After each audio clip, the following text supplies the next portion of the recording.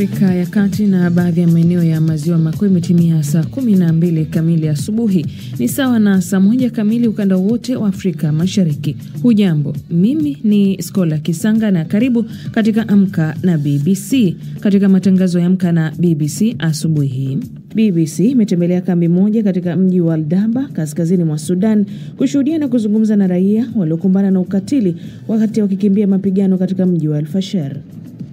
They shot some people directly in front of us. Then they carried them and threw them far away. And on the road, we saw dead bodies out in the open, unburied. Some had lain there for 2 or 3 days. Serikali nchini Kenya inakadiria kwamba karibu raia wake 200 wapo nchini Urusi kupigana vita dhidi ya Ukraine. Kanionyesha simu, angalia Russia. Kumwambia Russia, hii ni country gani shwali? Hata kama ni country yenyewe, hata sisi tunaonanga kwa TV. Mimi naenda, na unajua wanalipa vizuri. Na dunia leo inaadhimisha siku ya ukimwi, huku takwimu zikionyesha watu 630 walikufa kutokana na ugonjwa huo mwaka 2024.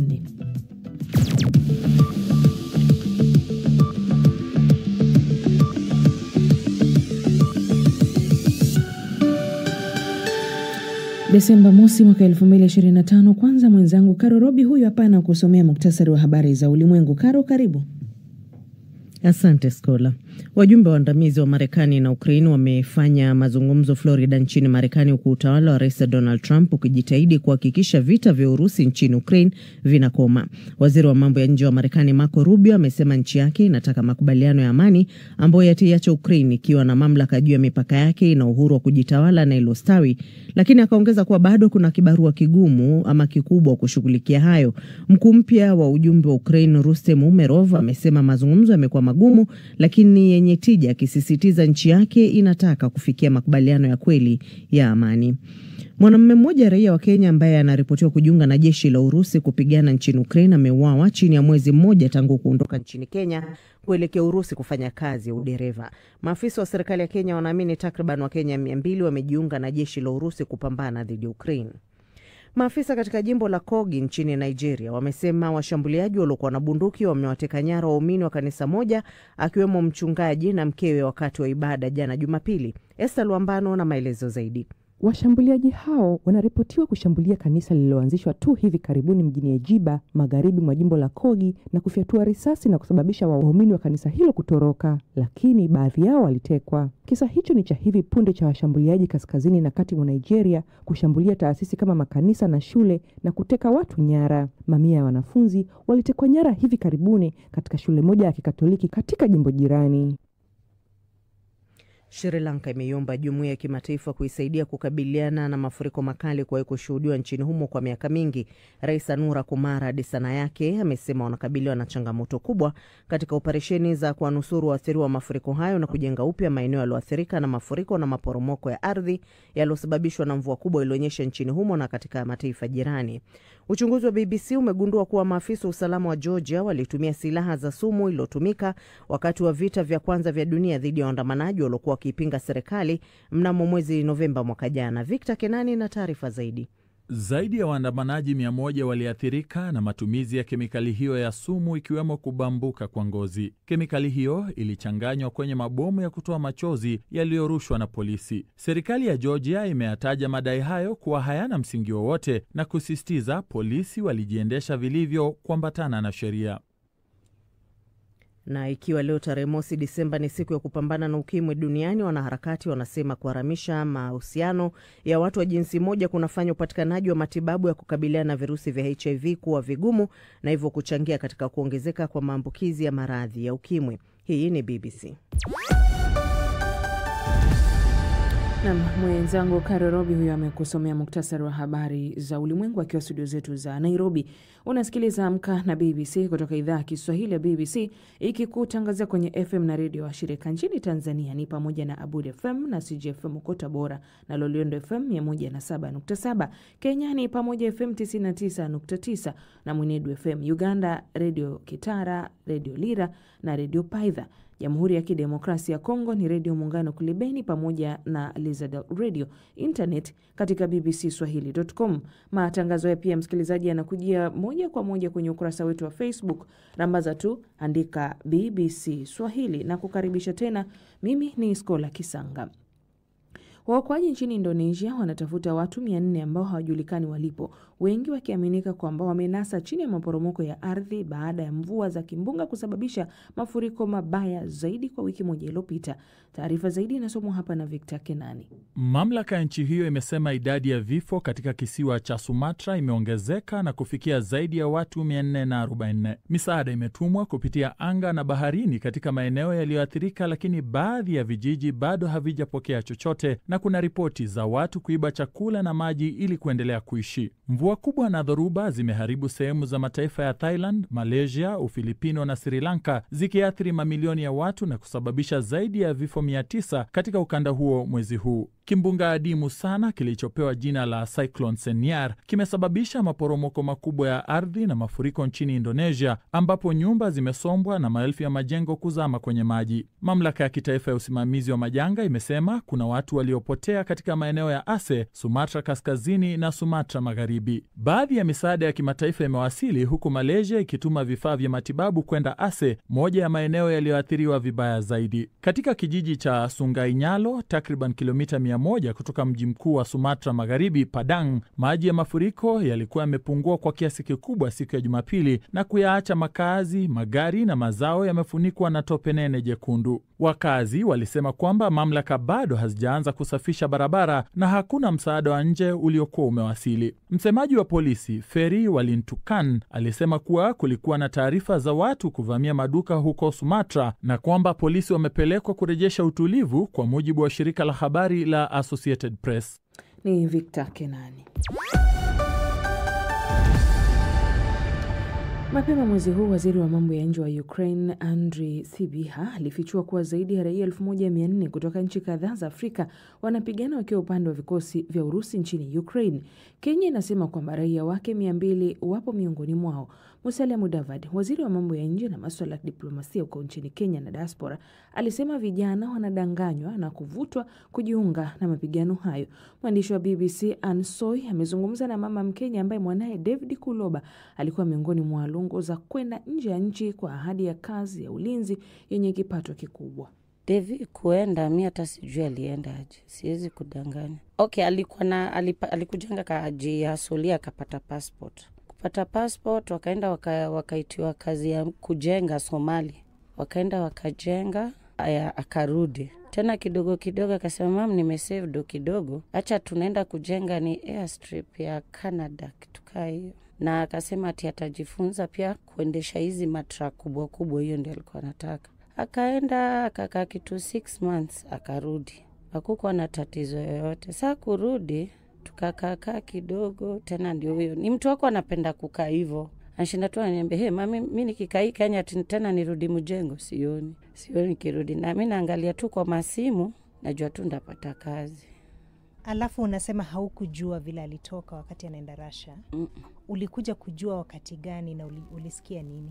Okay, David venye alikuja mara ya kwanza ilikuwa ni kama tunabishana juu tulikuwa na dada yake hapa hivi.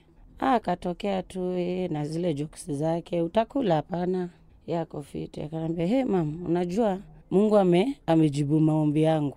Nimepata job." Tena gani hiyo tena? Akasema, "Hey, usijali, si kazi mbaya, lakini kama ya uochi." Juu hizo ndio alikuwa anasema anataka kwenda kufanya, akienda kitu kama Dubai ama Saudi Arabia.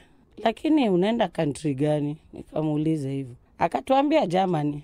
Sisi tukakaa tukasema, "Ya poa, wewe ukienda wewe hustle, ujue venye utajisaidia life." Kwambia, "Kwani vitu mbona hivyo haraka?" Hatuacha nikwambia, "Unajua unaenda country gani?" Kanionyesha simu. Angalia Russia. Kwambia, Russia. Hii ni country gani shwali? Hata kama ni country yenyewe, hata sisi tunaonanga kwa TV. Mimi naenda, na unajua wanalipa vizuri. Huko tumesikia tukiingia tunaingia na mita. Tukabishana. Akatoka akaenda. Venye alienda hata sijui. Haya kukaa hivi kidogo ndio huyo. Kanitumia picha iko hapa hivi. Sema, "Paka amevaa paka uniform ya combat. Unaona niko fiti." Kaambia, Nukosho hiyo ndo kazi ulikuwa unaenda kufanya. Timam, sasa tungefanya aje? Huku Kenya tulikuwa tumeambiwa tumekuja kufanya imebadilishwa. Kukaa kitu 1 week simuni kwa simu. Ndio rafiki yake akanitumia hii text. Akasema ati yako hospitali. Lakini Devi ati alisaka. Ati ni ukweli sasa hajairudi. Ni mama huyu ambaye mwanae anaitwa David Kulomba alikwenda kupigana vita huko nchini Urusi, kama alivyozungumza na mwandishi wa BBC Ansoi. Baadhi ya watu waliokimbia makazi yao na kuhifadhiwa katika kambi iliyo karibu na mji wa Aldaba kaskazini mwa Sudan wameelezea ukatili na maswaibu kadhaa waliokutana nayo kabla ya kufika katika eneo hilo wakati wakikimbia vita. BBC imetembelea kambi hiyo iliyoanzishwa katika eneo lililodhibitiwa na jeshi ili kuweza kushuhudia na kusikiliza maelezo ya wale wote waliofanikiwa kukimbia mapigano katika mji wa El Fashar. Zaidi na Halima Nyanza. Ni nje ya mji wa Aldaba nchini Sudan ambako maelfu ya watu waliokimbia makazi yao kutokana na vita wamepiga kambi kufuatia mashambulizi makali yanayofanywa na wapiganaji wa RSF. Katika eneo hili lenye joto kali, wakimbizi hawa ndani ya nchi yao wamekuwa wakihangaika kuhakikisha wote wanatosha katika mahema machache yaliyokuwepo licha ya msongamano uliopo, huku watoto wakionekana kucheza mpira kwa furaha. Pembeni kidogo mwa kambi hii kuna wengine wapya wanaendelea kuwasili baada ya kukimbia makazi yao kutokana na vita. Mohamed Abakir Adam ni mmoja wao ambaye aliwahi kufanya kazi pia katika kambi ya wakimbizi ya Zamzam. Alikimbia kambi hiyo baada ya wapiganaji wa RSF kuivamia na kurudi El Fasher ambako nako kulizingirwa na wapiganaji. Anasema akiwa njiani pamoja na familia yake wakikimbia mapigano, walishuhudia maiti zilizotapakaa barabarani. Waliwapiga risasi baadhi ya watu mbele yetu, halafu waliwachukua na kuwatupa mbali. Na tulipokuwa barabarani, tuliona miili ya watu ikiwa bado haijazikwa. Miili mingine ililala hapo kwa siku 2 ama 3. Akithibitisha ukatili mwingine wa kingono, Mohamed Abubakar Adam anasema wapiganaji hao wa RSF pia walibaka wanawake. Walikuwa wakiwachukua na kuwapeleka nyuma ya mti au kuwapeleka mbali zaidi na sisi, mahali pasipoonekana, hivyo huwezi kuona kwa macho, lakini utasikia anapiga kelele, nisaidieni, nisaidieni, na akija anasema walinibaka. Katika kambi hiyo pia kuna wanawake wengine wengi waliopitia masahibu tofauti mpaka kufika hapo. Mmoja wapo ni huyu ambaye hakutaka kutajwa jina lake kwa usalama wake. Anasema walitembea na miguu kwa bibi yao kuweza kufika katika eneo hilo, lakini kwa bahati mbaya alifia njiani. Anasema anahisi bibi yake alikufa kwa sababu ya kukosa chakula ama maji. Na mataarifa yake Halima Nyanza. Na moja kwa moja tunakwenda viwanjani na jezi nambari 14 Victor Kenani. Shukran Skola. Tunaanza na soka na Chelsea walipata sare ya 1-1 dhidi ya vinara wa ligi ya Premier Arsenal licha ya Moses Caicedo kuonyeshwa kadi nyekundu kipindi cha kwanza katika derby kali ya London ugani Stamford Bridge. Saka against Cucurella gets the cross in left foot, headed in by Marino, and Arsenal are level. Great piece of skill from Saka against Cucurella. He delivered the cross, Marino with the finish, and it's Chelsea 1, Arsenal 1. Caicedo alipandishiwa kadi ya njano na kuwa nyekundu baada ya ukaguzi wa VAR baada yake kumchezea ndivyo sivyo Mikel Merino, na hivyo kuwa mchezaji wanne wa Chelsea kutumwa nje msimu huu. Na licha ya kubaki 10, kikosi cha Enzo Maresca kilipata bao mara tu baada ya kipindi cha pili kuanza pale Trevor Chalobah alipogusa kona ya Reece na kumtatiza kipa David Raya. Arsenal walisawazisha kupitia krosi muro ya Bukayo Saka iliyomkuta Merino aliyekuwa akicheza kama mshambuliaji wa muda na kutia mpira wavuni kwa kichwa. Sare hiyo inamaanisha uongozi wa Arsenal kileleni mwa ligi ya Premier umeshuka kutoka pointi 6 hadi pointi 5, huku Manchester City wakipanda juu ya Chelsea hadi nafasi ya pili kutokana na ushindi wao dhidi ya Leeds siku ya Jumamosi. Katika mechi nyingine, Manchester United walivuna ushindi wa mabao 2-1 dhidi ya Crystal Palace. Aston Villa wakainyuka Wolves 1-0. Brighton wakaichapa Nottingham Forest 2-0. Liverpool nao wakiwa ugenini waliwanyoa West Ham bila maji kwa ushindi wa mabao 2-0. Tukigeukia Formula 1, Lando Norris, Max Verstappen na Oscar Piastri watakabiliana kwenye mbio za mwisho za kuamua bingwa wa msimu huu huko Abu Dhabi baada ya Verstappen wa Red Bull kushinda Grand Prix ya Qatar iliyokuwa ya kusisimua. Verstappen alinufaika na mkakati mbovu wa McLaren uliokwenda kinyume na maamuzi ya timu nyingine wakati wa gari la usalama mapema kwenye mbio hizo. Nitakomea spoti hapo kwa sasa. Shukran sana Skola.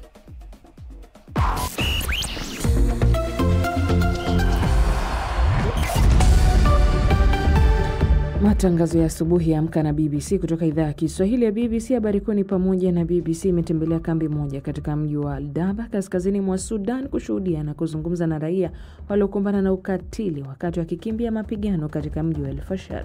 Serikali nchini Kenya inakadiria kwamba takriban raia wake 200 sasa hapo nchini Urusi kupigana vita dhidi ya Ukraine. Na leo ni siku ya ukimwi duniani, huku takwimu zikionyesha kwamba watu 630,000 wamekufa kutokana na ugonjwa huo kwa mwaka uliopita 2024. Hii ni BBC.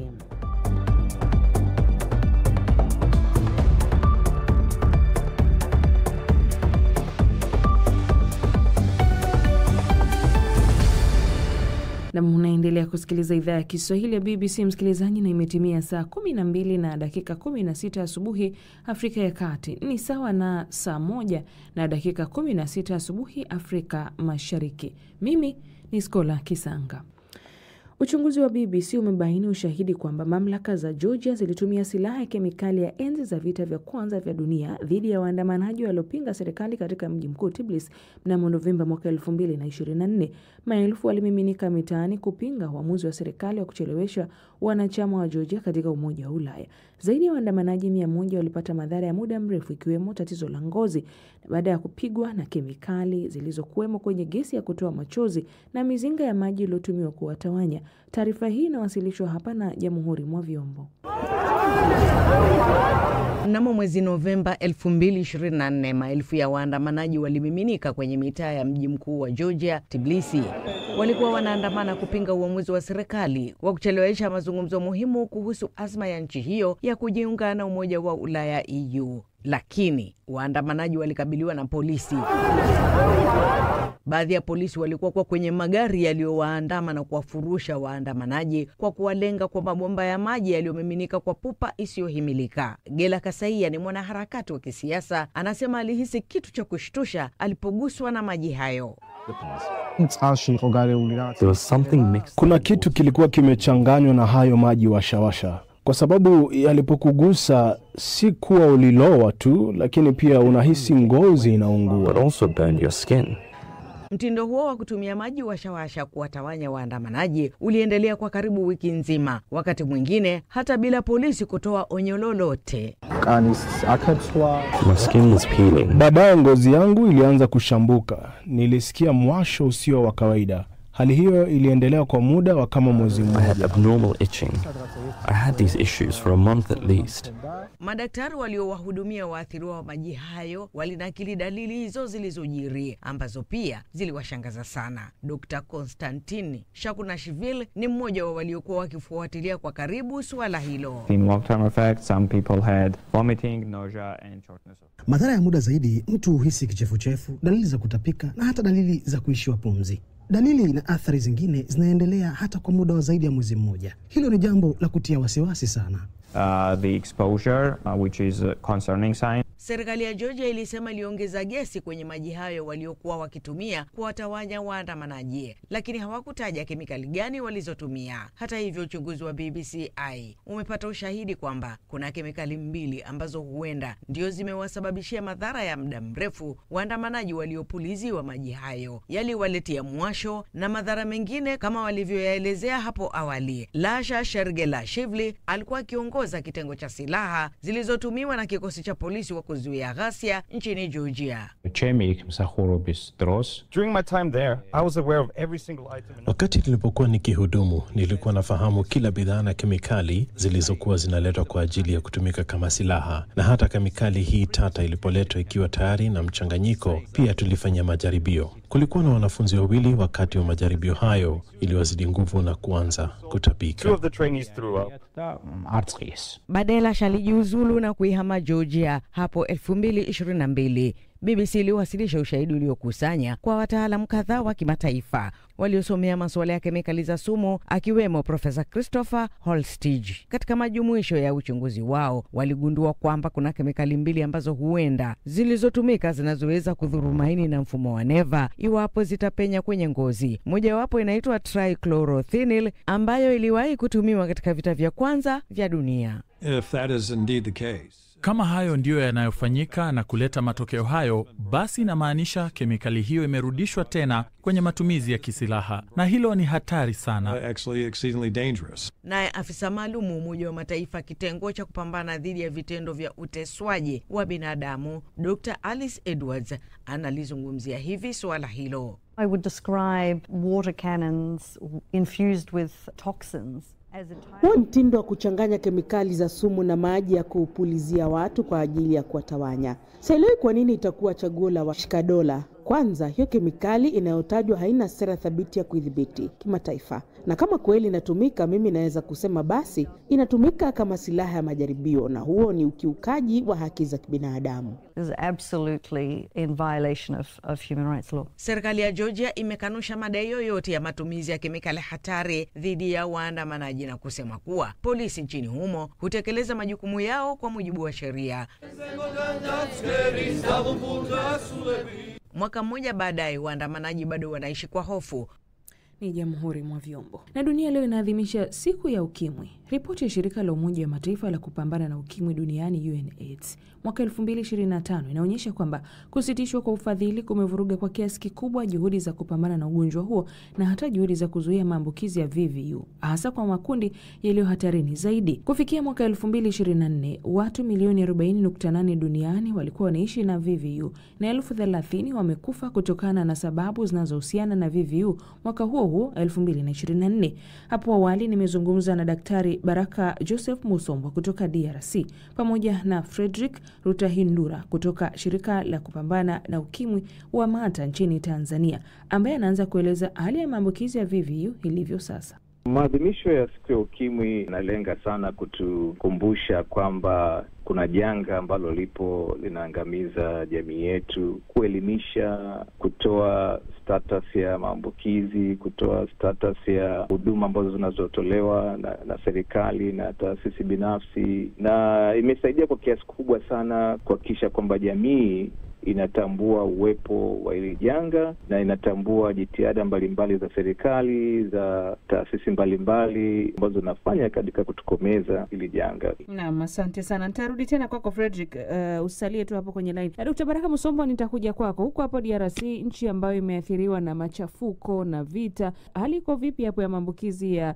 virusi vinavyosababisha ukimwi hapo? Watu kabisa wamekuwa katika hali za vita na watu wamekuwa kikimbia katika mashariki ya Jamhuri la Kidemokrasia ya Kongo, na hapo tunaona kabisa hali ya vita pamoja na watu kukimbia imetuma kwamba watu wamegonjwa huku kwenye wanaenda, wengine vile vile wametumikisha vitu mbalimbali kama vile yawezao kuumiza na kuleta damu, na kupitia hayo vitu wamefikia kuambukiziana. Watu ambako wanakimbia fasi moja, wa baba wamelala pamoja na wamama fasi moja, wadada pamoja na wakaka, na hapo wamefikia kufanya kitendo cha ngono, na hiyo inawaambukiza kabisa hiyo virusi ya ukimwi.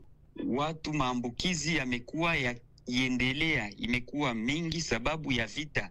Frederick Ruta, ni miaka 37 tangu mwaka 1988 kulianzishwa siku hii ya ukimwi duniani, na ukiangalia mpaka hapa tulipofika, kwa mujibu wa takwimu ambazo zinaonyeshwa na shirika la afya ulimwenguni WHO, kufikia mwaka 2020 watu karibuni milioni 27 kwenda milioni 47, lakini ukiangalia miaka ya nyuma zaidi ilikuwa ni mbaya kuliko ilivyo. Hebu tuangalie kwa sasa, unadhani udhibiti wa maambukizi ya virusi vya ukimwi umepiga hatua kwa kiasi gani? Jitihada zimefanyika kubwa sana kupambana na janga la ukimwi umefanywa madhubuti na serikali na wadau mbalimbali. Ukiangalia takwimu zinaonyesha kwamba pamekuwa na punguzo, sasa hivi zimeweza kupungua.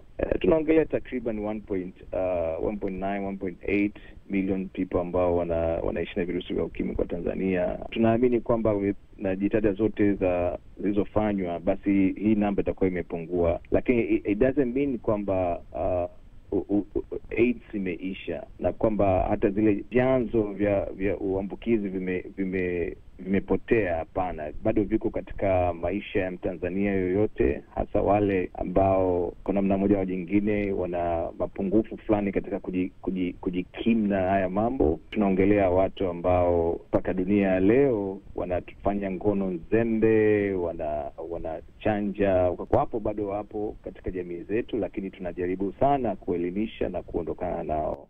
Dkt. Baraka, kwa hapo DRC mnachukua hatua kiasi gani kuendeleza walau kutoa elimu, lakini pia hata kusaidia wale ambao wana maambukizi ya virusi vya ukimwi, ukizingatia kama ulivyosema wengi wapo katika hali ya kimbia kutokana na vita? Tumechukua kama vile hatua ni ya kuambia watu jinsi gani virusi vimepatikana na kwa njia gani mtu anaipata na jinsi gani ya kujilinda. Wanaweza kufanya nini ili kwamba wajilinde na virusi vya ukimwi na virusi yoyote ambayo inaweza kuwa katika wakati wa vita. Na hiyo ndio kazi yetu, ni kusema kuambia watu juu ya virusi na jinsi ya kujikinga kwa wakati wa vita katika Jamhuri la Kidemokrasia ya Kongo. Pale tumeenda kwenye mafasi ambako watu wamekuwa katika makanisa, katika manyumba ambako walikimbilia, katika pori na nafasi yote ambako watu wamekimbilia. Tumewaambia kabisa kuhusu kujilinda na virusi hivi vya ukimwi. Asante Dr. Baraka Musombwa. Frederick Ruta, narudi tena kwako.